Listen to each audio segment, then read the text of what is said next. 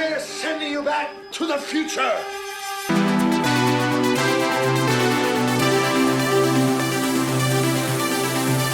Welcome everyone to another edition of the Z Review, and today's movie is a one that I've been dying to talk about for such a long time. Original title should have been Spaceman from Pluto. I don't know who decided that crap, but we haven't got that, and instead we got the film Back to the Future. So this film is directed by Robert Zemeckis. It is produced by Bob Gale. Executive producer is Steven Spielberg. And Universal took the rights to the film after the script was rejected 40 times, including a rejection from Disney, as they didn't like the idea of the incest. Believe it or not. Now, the movie stars Michael J. Fox as Marty McFly, Christopher Lloyd as Doc Brown, Thomas F. Wilson as Biff, Leah Thompson as Lorraine Baines, Crispin Glover as George McFly, and Claudia Wells as Jennifer Parker, and so forth. Anyway, this movie was released in 1985. It stayed on top of the box office for 12 weeks straight, which is massive. What a huge feat that was, and especially back in that day. And at the box office, it took around 34 weeks and it crossed the 200 million mark, which back then is massive. Nowadays, it kind of would have been around like 500 million. So it's a bit of a comparison, but either way, it's a film that has gone on to influence other people throughout the decades, including myself, and also including my tattoo half sleeve I have of Back to the Future. So let's talk about the movie. So the plot of this movie is pretty much around Marty McFly and his friend Doc Emmett Brown, and pretty much Doc Brown has invented a time machine. He calls for Marty to come witness his development of the time machine. The Libyans come after Doc Brown because he stole their plutonium, and Marty McFly ends in the DeLorean, tripping the time circuits and going back to the year 1955, November 5th. For the rest of the movie, it is pretty much around Marty McFly trying to get out of 1955 and getting back to his home and his time of 1985. So this leads such a paramount and such an amazing story and journey, and I'm going to cover that throughout this review. But let's start with the introduction into this video. You see the famous scene of all the clocks striking up at 7:53 in the morning. They're all set.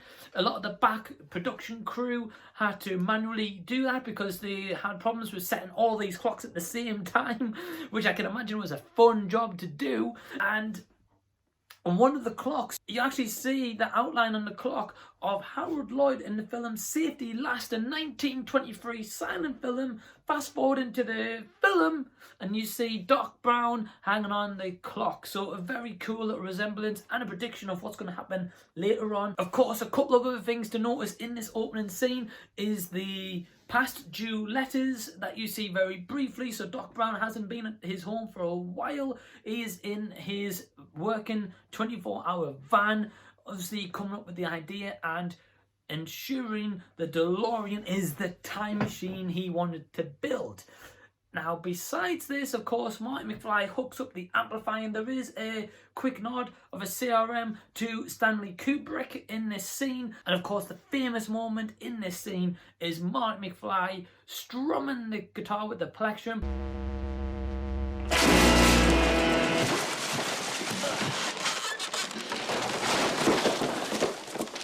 So the Doc rings Marty in this scene and he says, look Marty, be at Twin Pines Mall for 1:15. The clocks suddenly strike 8 o'clock.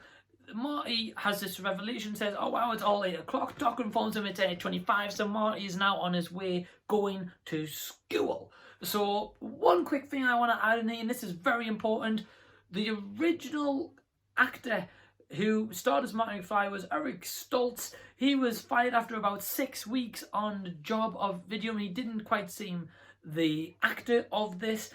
And Lorraine Baines, aka Leah Thompson, said in an interview that The reason Eric Stoltz wasn't so successful, he wasn't fit for the right cast, but also his acting was more like the 70s and 80s gangsters movie. So imagine Robert De Niro in Back to the Future. You talking to me? Yeah, so imagine how that would have turned out talking to Doc. But anyway, he was fired, and that took up 6 weeks of shoots and nearly $5 million.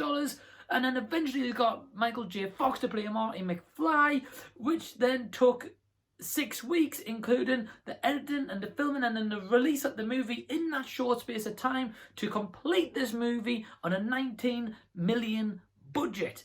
So Michael J. Fox worked double shoots for a massive amount of months, and you may have read about this, but he was filming Family Ties at the time. He had all these little to no sleep. A lot of time he would show up on set absolutely drunk, not knowing where he was.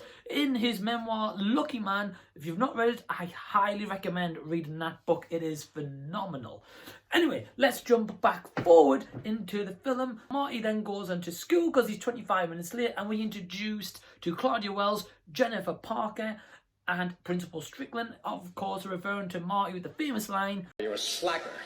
But you start to get a feel of Marty and his girlfriend, Jennifer Parker. And in that scene, Marty says to Strickland, history is about to change. And he auditions with the Battle of the Bands, with his band, the Pinheads, where Huey Lewis, who sings The Power of Love in this movie, makes an appearance as the judge, who says this: I'm afraid you're just too darn loud. Next up comes a famous part in the movie where the clock tower is stuck on 10:04 due to past events. Mayor Goldie Wilson has an initiative to kind of reimburse the clock tower and get donations to revive it. However, Marty receives a flyer after giving a donation, and with this flyer, this comes in handy for when he goes back into the past, which I'll discuss in a little short while. Meantime, he fast forwards on, he goes home. There is Biff, who you get introduced for the first time, Thomas F. Wilson, and he's destroyed the car. He has wrecked it, which Marty needed for his trip at the weekend with Jennifer. So you get an introduction of George McFly. You see that he's being bullied. Biff is his supervisor at work, and pretty much this kind of leads into a story where this affects past events. And I don't want to confuse you guys too much if you've not seen this movie, or if you have, just so at least we're on the same page here. So besides that, what happens is it skips forward. Marty McFly is in bed at 12:28. He receives a phone call from Doc. Doc tells him to go grab the video camera before coming over to Twin Pines Mall at 1:15. So when Marty arrives at 1:15, he's got the video camera ready. However, this is when we get introduced into the DeLorean, which they wanted to originally have as a fridge, as a time travel machine, and use a nuclear test site for the end of this film. I'm so glad they didn't do either of those.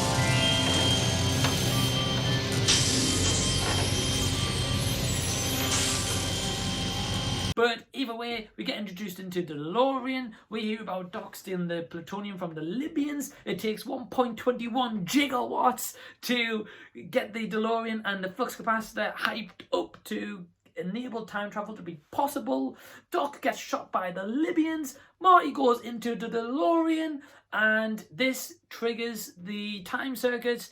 So Marty goes to 1955. So Marty is now back in the past. He doesn't know where he is. He drives into a barn. We learn about Old Man Peabody. The reason why I mentioned Peabody is because on the way out, Marty hits one of the trees and Twin Pines Mall becomes Lone Pines Mall in the future. We have Marty McFly in 1955. He's thinking this is all just a dream. The DeLorean's kind of kaput until he can get it to Doc's workshop, which happens very shortly. But either way, he's in 1955. He goes into the cafe and he pretty much gets Doc's address. But in the meantime, this is where he encounters his father for the first time, who Lorraine states to Marty that she fell in love because her dad hit him with the car after we learned he was a peeping Tom. Another theme in this film that maybe many studios rejected and did not like. Anyway, Marty takes the hit for George. He gets hit. His mum then falls for Marty. And this is where the incest part comes in. And a lot of film studios said no, including Disney. Obviously, Lorraine star fancies Marty. It's a bit of like a Florence Nightingale effect, according to the words of the Doc, but he needs to get George to interact with Lorraine for them to fall in love, for them to have the 3 children. Otherwise, they won't exist, and in the future, Marty will not exist at all. Marty confronting past Doc. So when he confronts past Doc, he tells him he's from the future.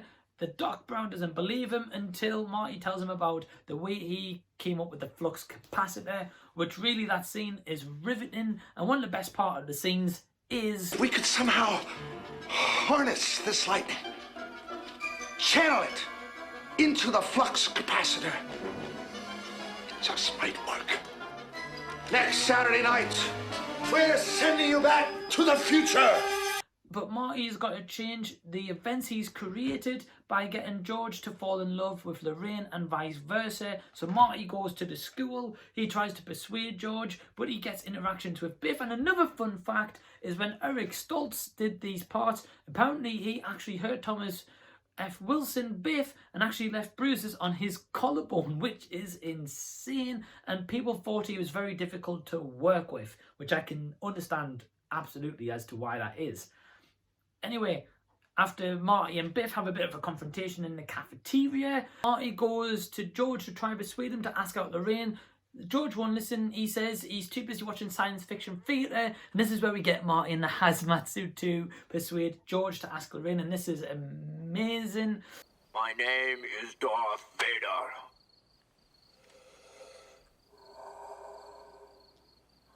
I am an extraterrestrial from the planet Vulcan. And states to George that he will melt his brains if he does not ask Lorraine. And that is absolutely brilliant, this movie. Absolutely gold. You get like a lot of these little scenes in the film, and really it's kind of just what makes this film so interesting and so kind of just out there. And especially when it holds up nowadays, you just think, wow, that is really cool and that is a great idea. George, anyway, goes to cafe, asks out Lorraine to the dance, or at least tries to, by saying that he's her density. And pretty much Biff comes in and says, George, you shouldn't have been here. I told you not to come back here. But anyway, Marty decides to help George. He has a fight with Biff and leads to the famous skateboard scene around like the Hill Valley little town centre. Of course, Biff ends in the manure. This prompts Lorraine to follow Marty home back into Doc's lab. And this is the actually only scene where Doc and Lorraine interacting throughout the whole film, where they're actually on screen together, which I thought was actually really cool that it's only one scene throughout the film. So Marty goes to see George and says, look, George, I'm going with Lorraine to the dance. However, I want to set this up because Lorraine likes a man who defends for his woman and stands up for himself. So they have a plan where Marty is going to cause a ruckus in a car with Lorraine. George is going to come, knock him out and live happily ever after. So Marty exists in the future along with his brother and sister. So after that happens, we see Marty about to write a letter to the Doc to warn him about the 1985 when he gets shot by the Libyans, and him putting that into Doc's pocket. But one thing I noticed was when the policeman comes along and asks Doc if he has a permit for the DeLorean, the Doc actually pulls out his wallet and bribes the police officer because he doesn't have the permit. And one thing I actually never knew, but that's really interesting to see. And you pick up on these minor little details after you read like facts, or you like really look into the film a lot. Of course, the next scene that we get is the night of the Enchantment Under the Sea dance, where we see Marty talking to Lorraine in the car. They are parked up. They actually share a kiss, but it doesn't go so well. But however, Biff is here to get revenge on Marty because of the manure truck incident with the skateboard scene, and they take Marty, the goons of the squad, they take him and put him into the back of the truck of the band with Marvin Berry and the Starlighters. So Marty is now stuck. George is late at the 9 o'clock agreement. When he gets up to the car, he actually confronts Biff, but he thinks he's confronting Marty. He has a lot of nervousness, and throughout this film I read Crispin Glover was very nervous when seeing some of the lines, so they had to actually just like have him lip read and narrate over the voice later on. And I think one of those scenes was at the gas station. Overslept. Look, I need your help. I have to ask Lorraine out, but I don't know how to do it. Anyway, Marty gets out of the back of the truck. Marvin Berry hurts his hand. George knocks out Biff. Marty then has to play guitar. He's on the stage. George and Lorraine have to kiss for the first time because that's where they had their first date and they knew that they wanted to be together forever. That happens, they kiss. Marty McFly then plays Johnny Be Good. Now, this scene is very interesting because they only knew on the day of filming that they were going to do this scene because they had asked for the permission of Chuck Berry, and they also written a check for $50,000, which probably swayed his way. And one of the scenes was actually going to be cut from the film, and imagine if Johnny Be Good wasn't played in that scene.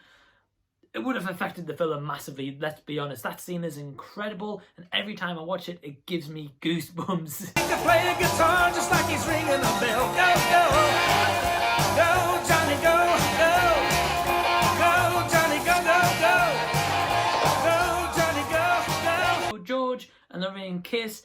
The photo of Marty has of him and his brother actually appears again. They all are alive. The future is affected massively because now Biff is the wimp, George is the superior of him, like when they go back into the current day, into the future technically. And the next stage of all of this is sending Marty back to 1985, but Doc rips up the letter where Marty warns him about being shot. So Marty tries to warn him. He doesn't have the time. He's got to run because it's exactly 10:04. The lightning's going to strike the clock tower, which they plan to input into the flux capacitor. Pretty much this all happens. Marty goes back into his current time, but he does rewind the time circuits by 10 minutes, but it's actually 12 minutes.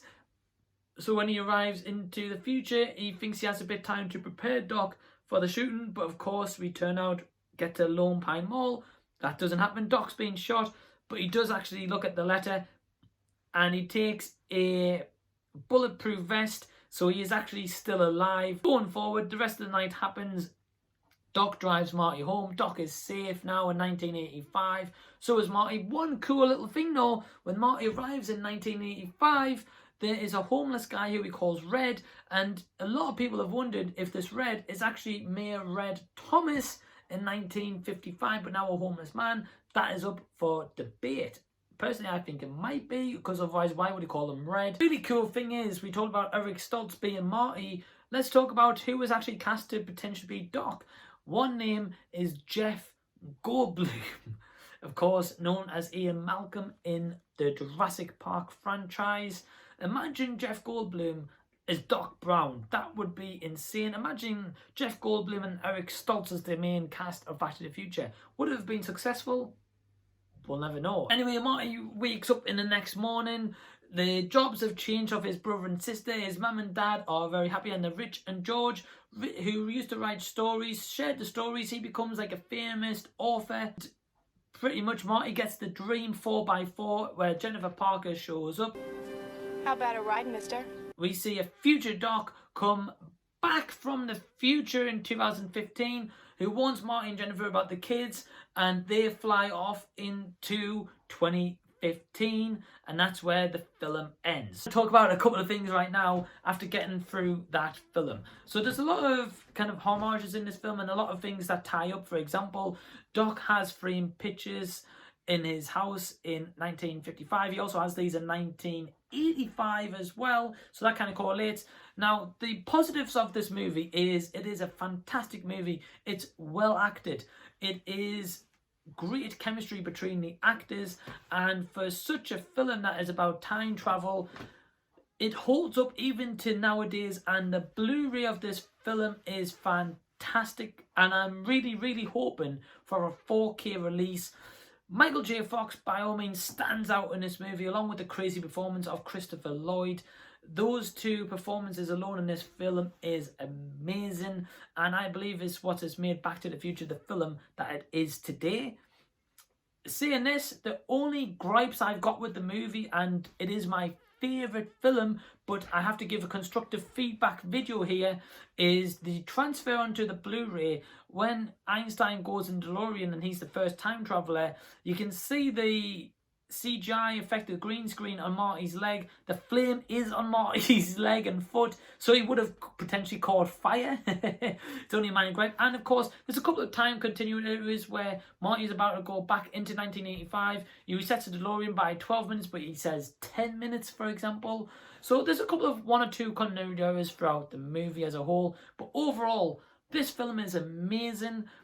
The only thing I read, which is very interesting, is the fact that Crispin Glover in this movie, he did not reprise his role in Back to the Future 2 and 3. And that is one reason why he doesn't do Comic-Cons, because Jeffrey Wiseman replaced him and they used a latex mask to use his likeness. He sued Universal for around nearly £1 million payoff, which is insane. And he doesn't have a great relationship with Bob Gale, but he does with Rob Zemeckis because they worked together not too long ago. This movie has just inspired myself, but other people alike, and it's one of those films that I really don't think will ever kind of age. And even people maybe in, say, 50 years' time, I wouldn't be surprised if they're still watching this movie, because I certainly will be. Do I want to see a remake of this film? Personally, no. And especially because nowadays it'll be too glossed up. It's not going to have that raw 80s feel and 80s era theme to the movie. Yes, they would probably have to change the plot, of course, but I really don't want to see a remake because this film is amazing. Overall, I'm not going to give this film a 10 because, let's say, there is a couple of little minor things, but my score for this movie is... Yeah, I really hope you guys enjoyed this review. I've really enjoyed talking about this movie. I've been dying to for a little while. My idol, of course, is Michael J. Fox as well. But I just love this movie so much. I can watch it time and time again. I don't get bored of it. I also love Back to the Future Part 2 and Part 3. A lot of people don't, but I love Part 3 as well.